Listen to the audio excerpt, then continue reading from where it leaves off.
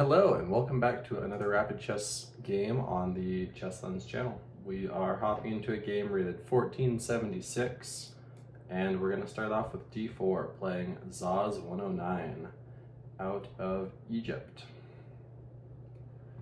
Okay, we get d5 and we're going to play a Queen's Gambit as we've been doing consistently on this speedrun.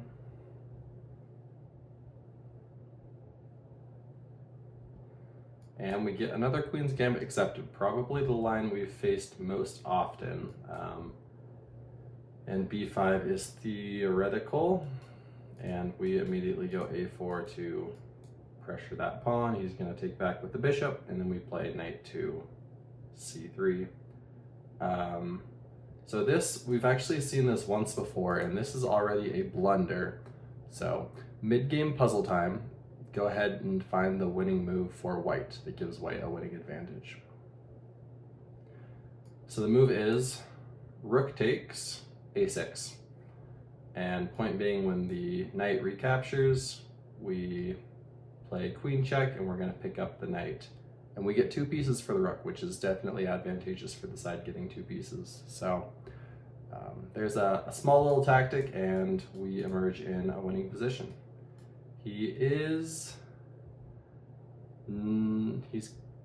Can he get away with taking that pawn?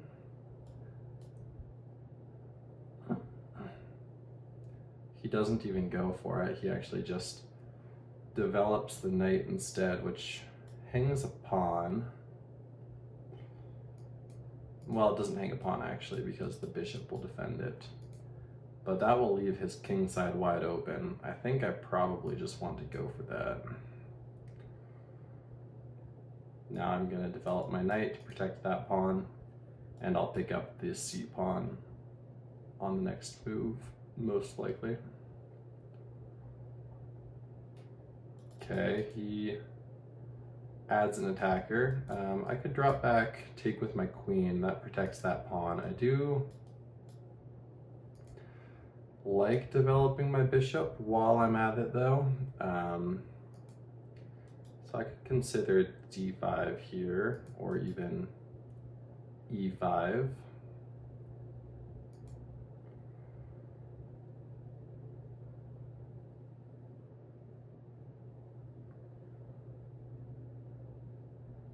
I could also consider just gambiting the pawn.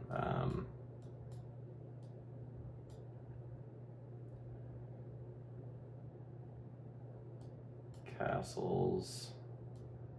Get my rook over. I think let's stick to simple chess. Let's just take with the queen, defend the pawn. So now, two attackers, two defenders. Our opponent could bring the rook over to add a third attacker, but then I can play my knight here, which would threaten a fork. He goes for that instead though. I think now it's time to just develop my bishop.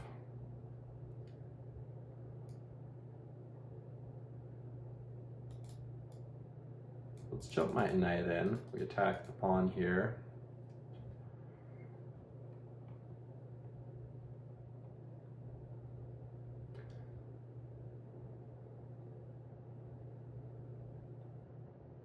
I think he'll likely defend.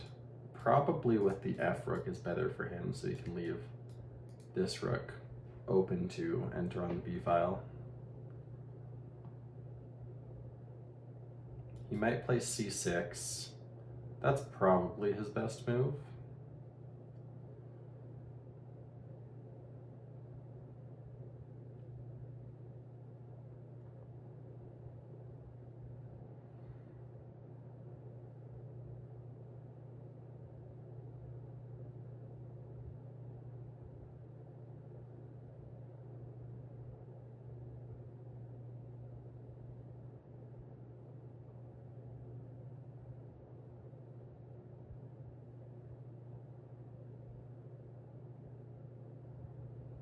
So c6, dropping the knight back is the obvious move. I could also play a move like queen a4, pinning the pawn so it can't take.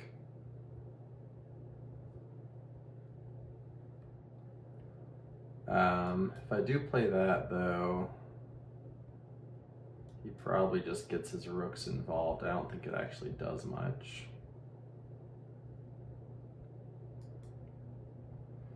Takes, takes, takes. That's just getting 2 pawns for the piece. That's not worth.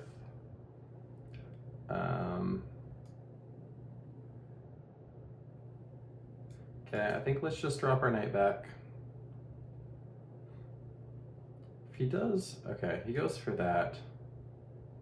Maybe I reroute my knight like this to attack the queen. I should stop delaying castles though. Let's go here. That way we have this retreating square for the knight if we need to add another defender to this pawn. Okay. He's going after that pawn. I'm considering just sacrificing it so I can finally castle. No, let's just, might as well move the pawn up.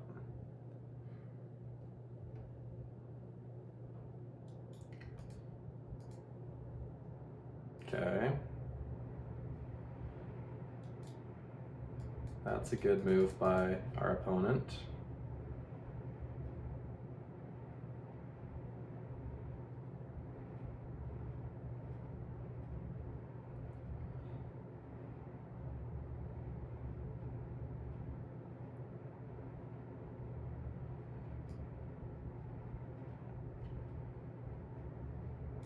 Let's castle.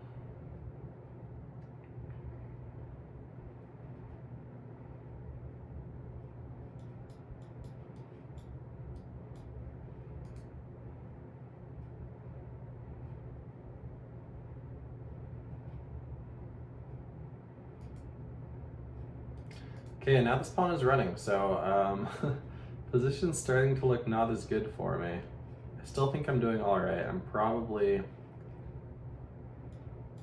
winning or at least better in this position.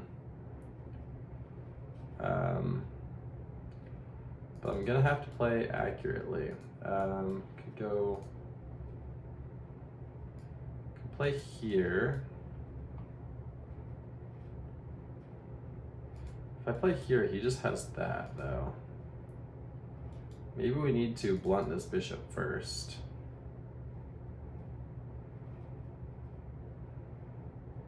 Let's do that.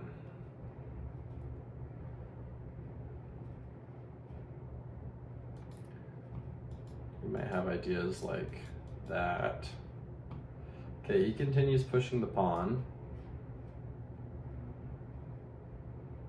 Let's bring my rook over.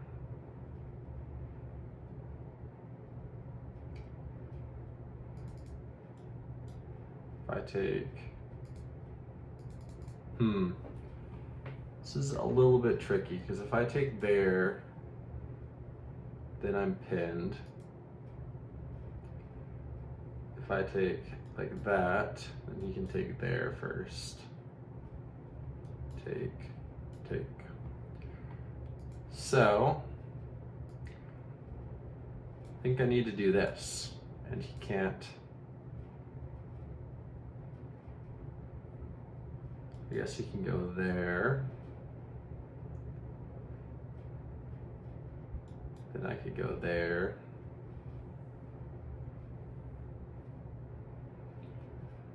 It feels like I'm making progress, and if I can eliminate this pawn, I think I'm just doing really well.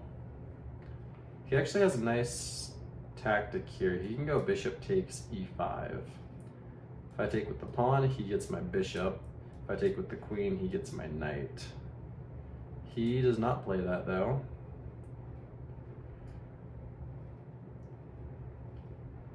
Now I can go here though.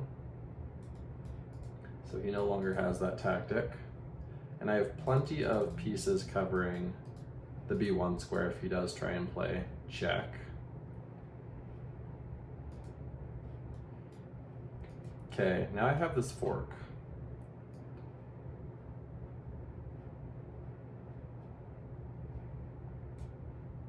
And I think I'm doing really well again. So I should be picking up the exchange here, unless I'm missing something.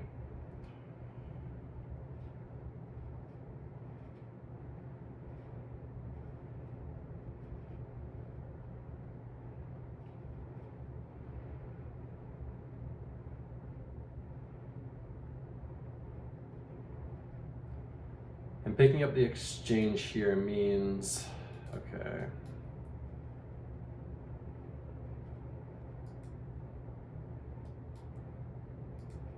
So I guess he is gonna win that pawn. Oh, he doesn't even take it. I think I should just be able to take here now. Oh yeah, he doesn't because my queen defends. I can take this guy now.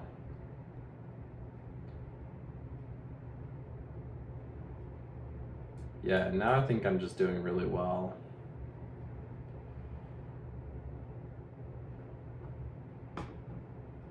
So definitely a winning advantage at this point. Just need to convert. Okay, we trade rooks. He brings his queen in.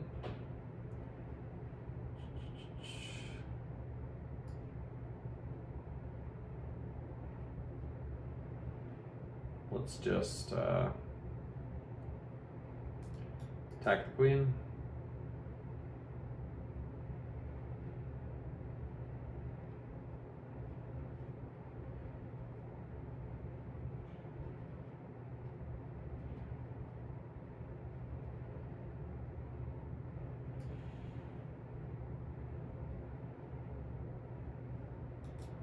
So he still has this tactic.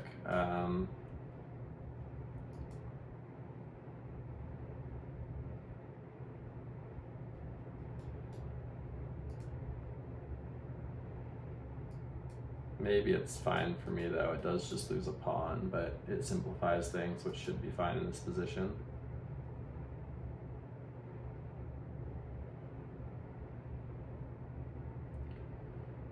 Okay, and that blunders a queen. So we should get resignation here. Okay, he doesn't resign, but he really should. Lots of people say never resign. That's bad advice. Resign. Save your time. If you're down 12 points of material and your opponent still has over 3 minutes left on the clock, you can resign and save the next 7 minutes of your life instead of trying to play it out till the bitter end. Okay. And our opponent does abandon the game. Looks like we get a brilliant, probably for the rook sacrifice in the tactic that we played earlier. So looks like we played 78% accuracy, so not great, but not horrible. And we do get a brilliant move, so let's look at it. So this is all standard Queen's Gambit accepted stuff. This is a very common response. It says it's a mistake. I don't think it's really all that bad if the computer analyzes a little bit better. I know in general the Queen's Gambit accepted is not a very popular line at the high level though. So, but we're not at the high level. We're only 1500-ish. So this is all fine. And then, yeah, that's a mistake. And look, the advantage is already plus 4.6 if you find the best move, which is what I play. So more than a winning advantage. And so, yeah, I take with the rook, pick up the knight. Then here it says that's good, damage pawns. And yeah, okay, so here, this is only a good move. What would have been best? Okay, it did like just taking with the bishop. Let's play that line out. Because then he can take, oh, no he can't, because that wins a queen. So that is what I missed about that line. So that's good to see. Yeah, I should have definitely seen this alignment after I take the pawn to know that he can't get away with taking the pawn there. So this is all fine. I guess these are mistakes. I would imagine the best move, just, yeah, e5. It does want me to blunt this bishop earlier, which I eventually do. Right. Oh, this is a blunder. Okay, let's go back. So a couple of bad moves. That was a bad move. What would have been best in this position? e5, still looking to blunt the bishop. That's best. And then this is a blunder because of queen d6.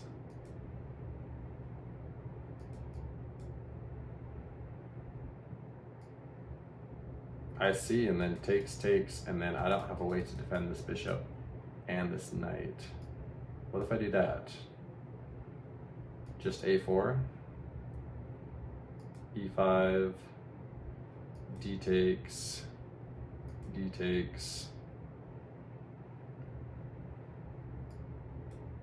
rook there, Why is this so bad? This feels like I'm doing great. I guess this pawn's strong. You can just go a3, a2. I guess that's the idea. That doesn't work. Anyways, let's go back to the review. Got a little too deep in the analysis there. So that's a blunder. So I miss here. I finally played the move it had been begging me to play for a while. How do I exploit that blunder? Oh, okay. Yep, that makes sense. Just picking up this pawn. I do end up picking the pawn up later anyways. Says that's bad, but that's a miss. How could he have capitalized on this? Just getting behind the pawn. And then it just would have been very hard for me to ever take. But that's missed, that's best, and then yeah, now I get this fork, and I think that kind of wraps up the game for the most part. Still requires some technique to convert, but yeah, pretty straightforward at this point, and then win the queen, and our opponent resigns. So that will do it for the game. Thanks for watching.